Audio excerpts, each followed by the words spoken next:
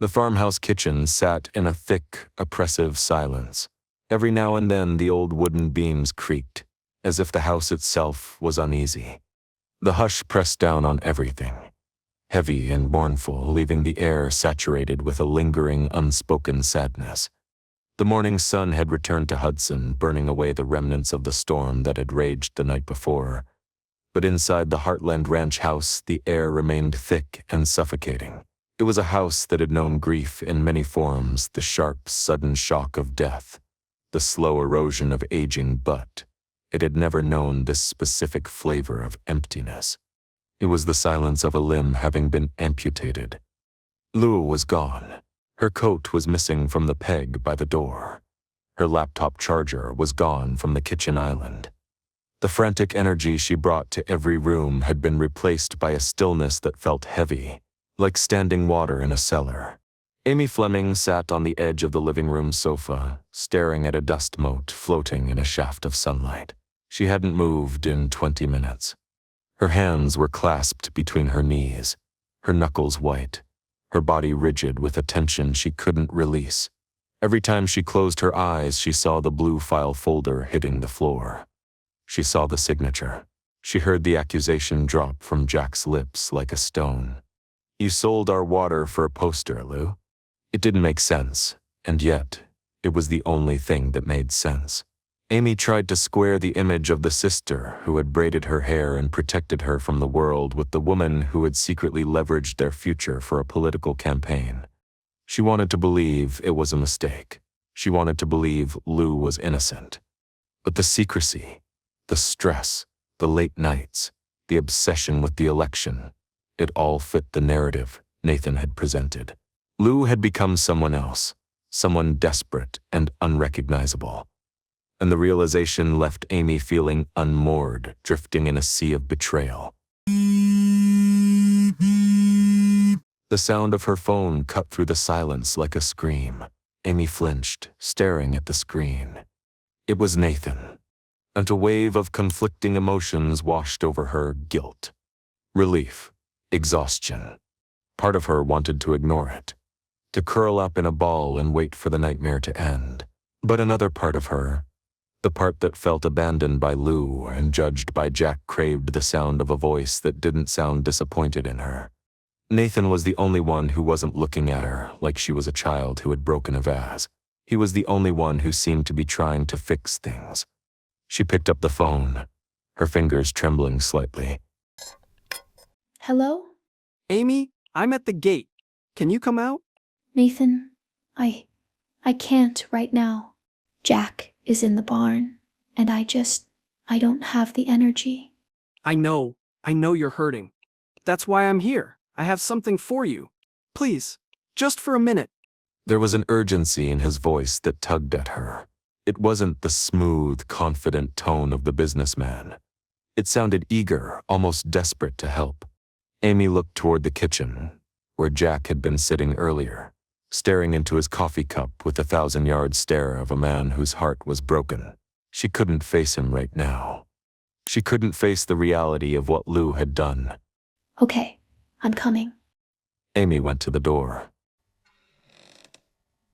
Amy grabbed her jacket and slipped out the front door, closing it softly behind her so as not to alert Jack.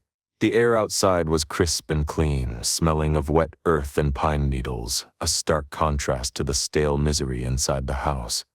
She walked down the long gravel driveway, her boots crunching rhythmically, each step taking her further away from the wreckage of her family, and closer to the man who claimed to be her ally.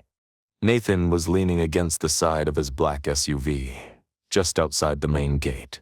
He looked impeccable as always, but there was a softness to his expression today, a carefully curated look of sympathy. As Amy approached, he reached into the back seat and pulled out a massive bouquet of white lilies and roses, wrapped in thick, expensive paper. He held them out to her with a tentative smile, like a peace offering to a war-torn country. I thought you could use something beautiful. God knows things have been ugly enough lately. Amy stopped a few feet away. She looked at the flowers. They were perfect. They were expensive. And they made her feel absolutely nothing. There were no butterflies in her stomach, no flush of romance on her cheeks. Her heart was too heavy, clogged with the silt of family trauma. The gesture felt hollow, like putting a bandage on a bullet hole. You didn't have to do that, Nathan. She forced a smile. But it didn't reach her eyes. She took the flowers because it was the polite thing to do, holding them awkwardly against her chest. Thank you. But flowers aren't going to fix what happened. Lou is gone. Jack is devastated. The water rights are... She couldn't even finish the sentence. The shame of it choked her. Nathan watched her, his eyes sharp and calculating behind the mask of concern. He saw the lack of reaction to the flowers. He saw that charm wasn't going to work today. He needed something stronger. He needed to be the hero.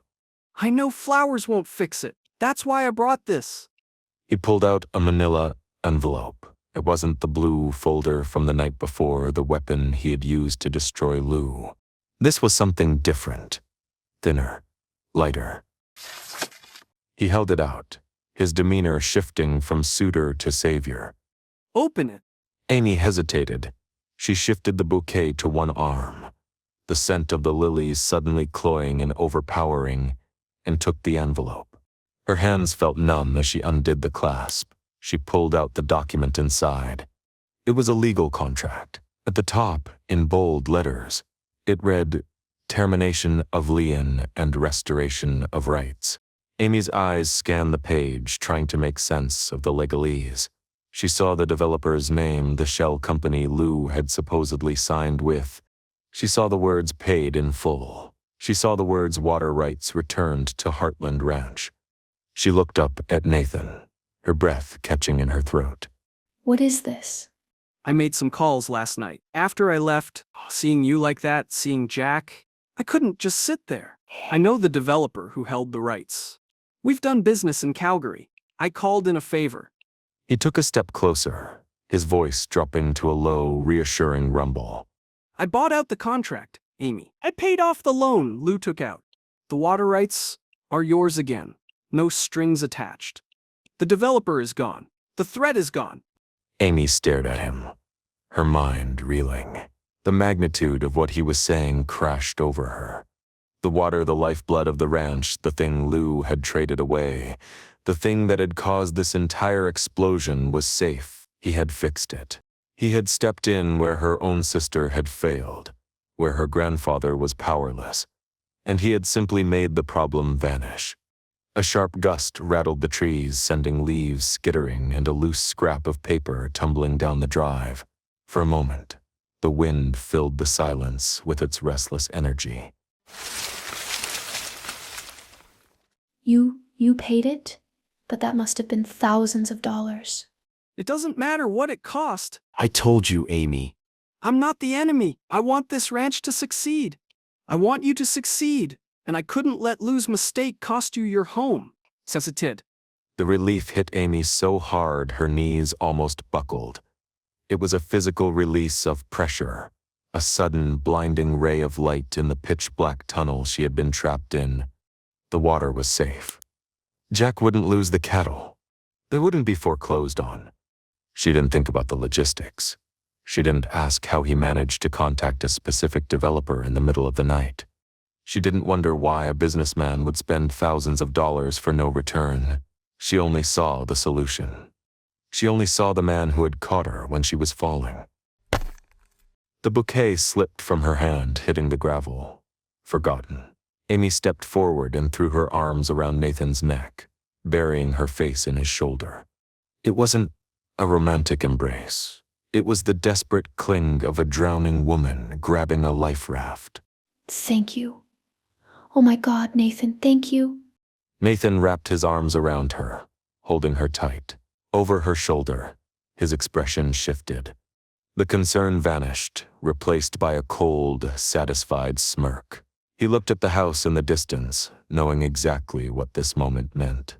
He had created the poison, and now he was being worshipped for providing the antidote. It's okay. I've got you. I'll always take care of it. Amy pulled back, tears streaming down her face, tears of relief this time. She grabbed the file, clutching it to her chest like a shield. I have to show Jack. I have to tell him. Go, he needs to know. Amy turned and ran back up the driveway, her feet flying over the gravel. She didn't look back. She didn't see Nathan pick up the discarded flowers, inspect them for damage, and toss them casually into the back seat of his car. She only ran toward the house, desperate to bring the good news, unaware that she was carrying a lie wrapped in legal paper. The wooden door fly open as Amy burst into the farmhouse kitchen, the momentum of her run up the driveway carrying her straight into the heart of the home. Her chest was heaving, her cheeks flushed with a mixture of exertion and the adrenaline of salvation. She clutched the manila envelope in her hand like a winning lottery ticket, the paper slightly crumpled from her desperate grip. Jack was standing by the kitchen island, staring into the black depths of his coffee mug as if reading the dregs of a future he couldn't stop. He looked up as Amy entered, his eyes dull and guarded. He expected tears. He expected another argument about Lou. He expected to have to defend the hard line he had drawn the night before. He did not expect a smile. Amy slammed the envelope onto the granite island, sliding it toward him. Read it. Jack looked at the envelope, then at Amy. Her eyes were bright, almost feverish. It was a jarring disconnect from the funeral atmosphere that had permeated the house since Lou's departure. What is this? It's the solution, Grandpa. It's over. The water, the debt, the developer, it's all gone. Jay, and Tura set his mug down slowly. He didn't snatch the papers. He reached for them with the wary hesitation of a man who had been handed a loaded gun. He opened the clasp, his thick, calloused fingers, fumbling slightly with the metal prongs. He pulled out the document. He read the header. Termination of lien. He read the clauses. Paid in full. Rights restored. Amy watched him, bouncing slightly on the balls of her feet, waiting for the relief to wash over his face. She waited for the furrow in his brow to smooth out, for the heaviness to lift from his shoulders. She waited for him to look at her and say, "Thank God." But Jack didn't smile.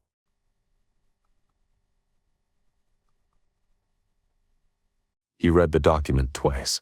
Then he looked up at Amy, and his expression hadn't changed. If anything, it had hardened. His blue eyes were sharp, calculating, scanning her face not with joy, but with a profound, unsettling confusion. Where did you get this? Amy's smile faltered. The coldness in his voice was a splash of ice water. Nathan gave it to me. He came to the gate just now. He made some calls last night to the developer. He paid it off, Grandpa. He used his own money to buy out the contract so we wouldn't lose the water rights. Jack looked back down at the paper.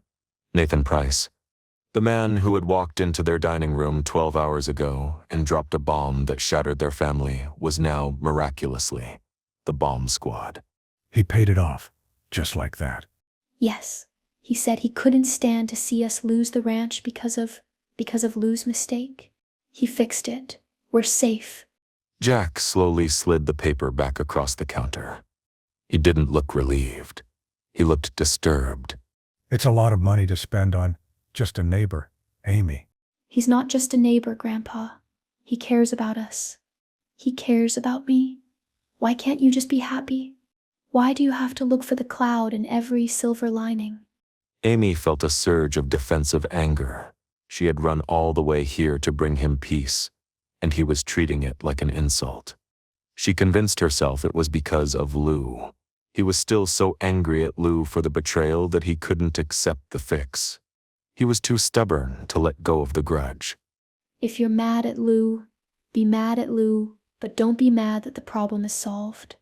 Jack opened his mouth to speak, to tell her that problems this big don't just vanish overnight.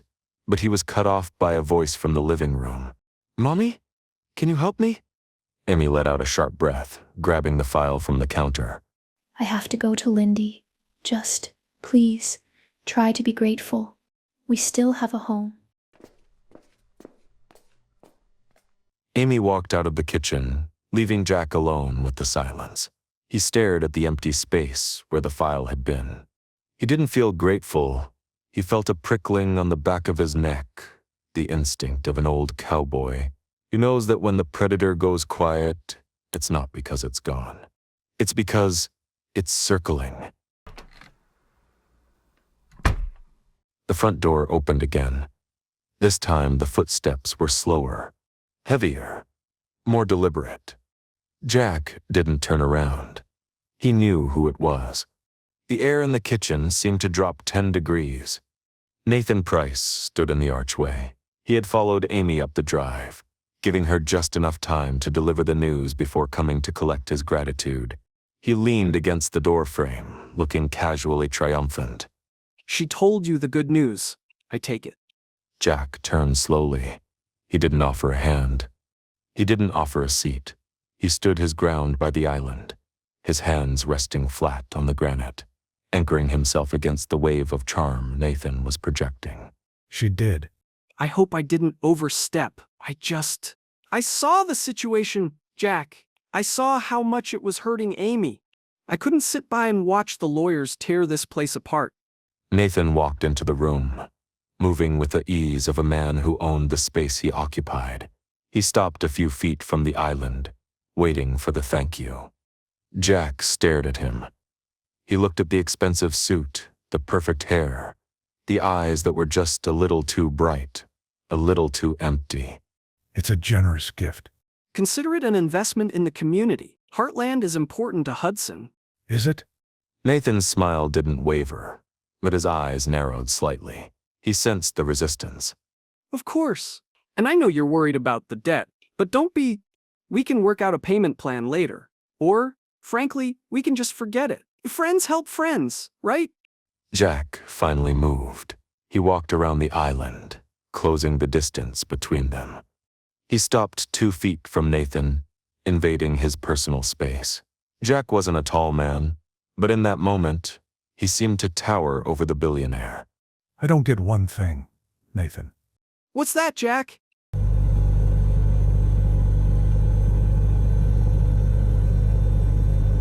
A low, constant hum from the refrigerator filled the kitchen, its steady drone underscoring the tense quiet. Jack's voice dropped to a low, gravelly rumble. It wasn't loud, but it vibrated with the dangerous calm of a storm front. You were the one who walked in here last night with that file. You were the one who found the poison. You were the one who pointed the finger at Lou and told us she sold us out. Nathan nodded, his expression serious, mimicking concern. It was a hard thing to do, but you deserved the truth. And now, less than 12 hours later, you're the one walking in with the cure. You're the one sorting it out. I'm just trying to clean up the mess. Just trying to clean up the mess. It's a funny thing, isn't it? The arsonist is usually the first one to report the fire. And now the man who found the problem is the only one who could solve it. That's a lot of coincidences for one morning. The leather shoe of Nathan's shifting slightly on wood floor. For a split second, the mask slipped. A flash of cold irritation flickered in Nathan's eyes. He hadn't expected the old man to be this sharp. He had expected the gratitude of a desperate grandfather, not the interrogation of a skeptic. But the mask was back in place instantly. Nathan let out a small, condescending chuckle, shaking his head as if Jack were a senile relative who had forgotten his medication. I think the stress is getting to you, Jack. You've had a shock. Lou betrayed you. I'm just the guy with the checkbook who stopped the bleeding. Maybe. Or maybe you're the guy holding the knife. The silence that followed was absolute. It was a declaration of war. Jack had crossed the line from skepticism to accusation, and they both knew it. Nathan straightened his jacket. The warmth was gone from his voice. I'll let you have your space. You're clearly upset. Tell Amy I'll call her later. Nathan turned and walked out. He didn't look back. Jack watched him go. He didn't move until the sound of Nathan's engine faded down the driveway. Then, he let out a long, shaky breath. He looked around the empty kitchen. It felt different now. It didn't feel safe. It felt infiltrated. He walked to the window and looked out at the barn. He thought of Lou alone at the Dude Ranch. He thought of her signature. He thought of how easily Nathan had produced the solution. If it was that easy to fix, it was never really broken. Jack realized then that he had made a terrible mistake. He had exiled the wrong person. Lou hadn't sold the water. She had been framed, and he had helped the framer tighten the noose. He walked to the wall phone. He needed to be sure. He couldn't go to Amy. She was too far gone, too wrapped up in Nathan's web, and he couldn't go to Lou yet not without proof. He needed to apologize with facts, not just feelings. He pulled the phone and tapped a contact he spoke to every day. Dex, it's Jack. Are you near the barn? Good. Drop what you're doing and come up to the house. I need to talk. The vintage grandfather clock ticking loudly in the quiet living room. Jack stood in the center of the living room, surrounded by the familiar artifacts of his life, the stone fireplace, the worn leather armchairs, the photos on the mantel, but the house felt alien. For the last 20 years, Lou had been the engine that kept this place running. Her chaos, her lists, her constant noise, it was the heartbeat of the home. Now, with her gone, the silence was deafening. It amplified the doubts that were swarming in Jack's mind like hornets. He walked over to the dining table. The ghost of last night's argument still hung in the air. He could almost see Lou standing there, her face pale, screaming that she was innocent. He had shut her down. He had looked at a piece of paper handed to him by a stranger, and he had chosen it over his own flesh and blood. Why?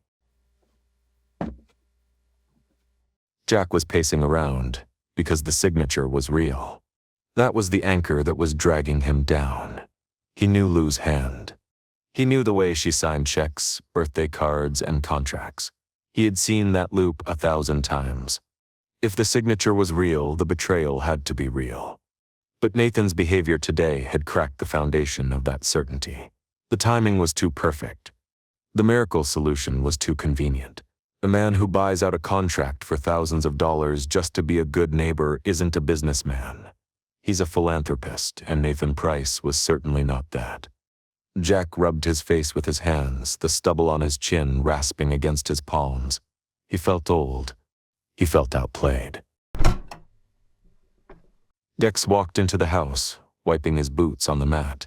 He looked around the empty room, sensing the tension immediately. He had been around long enough to know the difference between a quiet afternoon and a crisis. He saw Jack standing by the window, his posture rigid, staring out at nothing. You sounded serious on the phone. Everything okay with the herd? It's not the herd, Dex. It's something else. Dex took off his hat, stepping into the living room. He knew about the fight. The whole ranch knew. You couldn't kick a Fleming out of the house without the shockwaves reaching the barn. I saw Amy running up the drive earlier, with Nathan beside her. That's the problem. Jack sat down at the table, gesturing for Dex to join him. He needed to say it out loud. He needed to hear how it sounded to someone who wasn't emotionally compromised. Amy thinks Nathan is a hero. He brought us a file today saying the water rights are back. He paid off the developer. He paid it? Himself? That's what he says. No strings attached. Dex let out a low whistle, leaning back in his chair. He crossed his arms, his eyes narrowing. He didn't buy it any more than Jack did. Strange. Exactly. And it got me thinking, why would he clean up a mess that he exposed? He brings the evidence that damns Lou, gets her kicked out, and then 12 hours later, he sweeps it all under the rug so Amy falls into his arms. It's a classic play, Jack. He got rid of the watchdog Lou, and now he's playing savior to the one person who can sell him the ranch. Jack nodded. Hearing Dex say it solidified the knot in his stomach. It was a strategy. It was a game. And Jack had been a pawn. But the signature, Dex, I saw it. It was Lou's. I know her handwriting better than my own. If she didn't sell the rights, How did her name get on that paper? Dex looked at the empty table thinking. He wasn't a detective, but he knew people. He knew how easily things could be manipulated. You sure it was that paper she signed? Jack looked up, confused. What do you mean? I mean, Lou signs 100 things a week. Invoices, permits, stuffs. If I wanted to frame her, I wouldn't forge her name. I'd just trick her into signing something else and swap the pages. The room went silent. The ticking of the clock seemed to get louder. Jack's mind flashed back to the file. He remembered the pages. He remembered the signature at the bottom. Had he read the text above the signature on that specific page? Or had he just seen the signature and the header on the front page and connected the dots Nathan wanted him to connect? A swap? It's possible. Did you keep the file? The one Nathan brought last night? Jack shook his head, a wave of regret washing over him. I threw it on the floor. I was so angry. I didn't think to keep it. Nathan must have taken it with him when he left. Of course he did. He's destroying the evidence of the crime while handing you the evidence of the solution. Jack signed. He stood up again, energized by a sudden surge of anger. It wasn't the hopeless grief of the morning. It was the burning, focused anger of a man who realizes he has been played for a fool. I judged her too fast. Dex, I didn't even let her explain. I just looked at the paper and let him tell me what it meant. So what do we do? It's his word against hers. And right now, Amy is listening to his word. Jack walked to the coat rack and grabbed his hat. He jammed it onto his head, his eyes hard as flint. We investigate. Nathan Price might be smart, but he's arrogant. And arrogant men leave trails. If he faked that document, there's a loose thread somewhere. Maybe it's the developer. Maybe it's the notary. He turned to Dex. I need you to help me. I can't do this alone, and I can't ask Amy nor Lou right now. I have to be careful. You know I'm in, Jack. Where do we start? We start by finding out who this developer really is, because if Nathan paid him off, there's a money trail. And if that money trail circles back to Nathan's own pocket, then we know Lou is innocent. Jack stood over the kitchen island, his eyes fixed on the document Amy had left behind. The termination of Lynn. It was supposed to be a peace treaty, the paper that ended the war and brought safety back to Heartland. But under the scrutiny of Jack's newfound suspicion, it looked less like a legal contract and more like a prop in a well-rehearsed play. Dex stood beside him, leaning over the counter, reading the fine print with the skepticism of a man who had seen every con trick on the rodeo circuit. The house was quiet, Amy having retreated to the barn to be with the horses and her relief, leaving the two men to dissect the miracle she had been handed. Look at the timestamp on the notary seal. Jack squinted at the faint purple ink at the bottom of the page. This morning. And when did Nathan give this to Amy? An hour ago, around 10. Dex straightened up, crossing his arms. A grim smile played on his lips. It wasn't a happy smile. It was the satisfaction of a hunter finding a broken twig on the trail. So let me get this straight. Nathan calls a developer in the middle of the night, agrees to a buyout, gets a lawyer to draft a termination agreement, gets the developer to sign it, gets a notary to stamp it, and drives it over here. All before breakfast. It's fast, even for a man with money. It's not just fast, Jack. It's impossible. Unless he had the paperwork ready to go before he even walked in here last night. the implication hung in the air, heavy and poisonous. If Nathan had the termination papers ready, it meant he knew he was going to solve the problem at the exact same moment he was creating it. It meant the entire last 24 hours, the accusation, Lou's exile, Amy's tears, the flowers was a scripted performance. Jack felt a wave of nausea. He thought of Lou, alone at the Dude Ranch, likely thinking her family had abandoned her for good. He had played his part in Nathan's play perfectly. He had been the angry patriarch, right on cue. I sent her away, Dex. I looked her in the eye and told her to get out. You didn't know. He played you. He played all of us. But feeling guilty isn't going to fix it. Proving it is. Jack looked at the document again. He focused on the name of the developer. Arrowhead Holdings, LLC. A generic name. A name designed to be forgettable. Arrowhead Holdings, you ever hear of them? Never. Then let's find out who they are. Jack grabbed his keys from the wall. He didn't look like a retired rancher anymore. He looked like the man who had stared down bears and blizzards to keep this land safe. The sadness was gone, replaced by a cold, hard drive. If Nathan paid them off, there's an address, a registered office. We're going to pay them a visit. You think they'll talk? If they're real, maybe. If they're fake, well, an empty office tells a story too.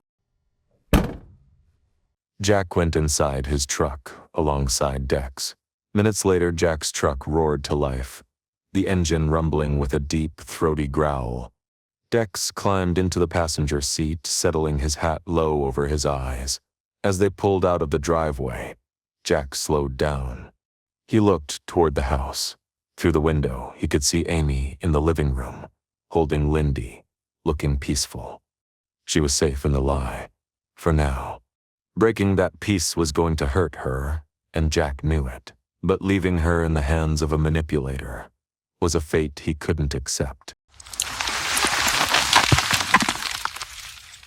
He turned onto the main road, but instead of heading toward town, he took the turn toward the Dude Ranch. He slowed as they passed the entrance. He could see Lou's car parked haphazardly in front of the lodge. The vacancy sign was unlit. The place looked dark and lonely. Jack's grip on the steering wheel tightened until his knuckles turned white. He wanted to turn in. He wanted to go to her to apologize, to bring her home. But he couldn't. Not yet. If he went to her now without proof, it was just an apology. He needed exoneration. He needed to hand her the head of the dragon that had attacked her. We'll get him, Jack. We have to. Jack stepped on the gas. The truck surged forward, leaving the ranch behind. They weren't just investigating a fraud. They were fighting for the soul of the family. The old guard was awake, and they were hunting.